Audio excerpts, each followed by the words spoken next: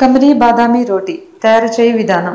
ముందుగా ఒక బౌల్లో ఈస్ట్, కొద్దిగా పంచదార, గోరువెచ్చని నీళ్లు వేసి దానికి తగినంత మైదాపిండి కూడా వేసి మెత్తగా కలుపుకోవాలి. ఈ పిండిని చక్కగా ఉప్పు వేసి మర్దన చేసి 2 చెంచాల నెయ్యి కూడా వేసి మరొకసారి మర్దన చేసి ముద్దలాగా చేసుకోవాలి. దీనిని ఒక 2 నిమిషాల పాటు పక్కన పెట్టుకోవాలి. ఇప్పుడు ఈ పిండి ఉబ్బి రొట్టె చేయడానికి అనుకూలంగా ఉంటుంది. తరువాత ఈ పిండి ముద్ద తీసుకొని చేతితో మందంగా రొట్టెలాగా చేసి దాని మధ్యలో బాదాం, ఆమ్చూర్, కారం, ఉప్పు కలిపిన మిశ్రమాన్ని వేసి చూపించిన విధంగా పూర్ణంలా చేసి పెట్టుకోవాలి. ఇప్పుడు కొద్దిగా మైదాపిండి చల్లుకొని రొట్టెలాగా సన్నగా చేతితో వత్తుకోవాలి.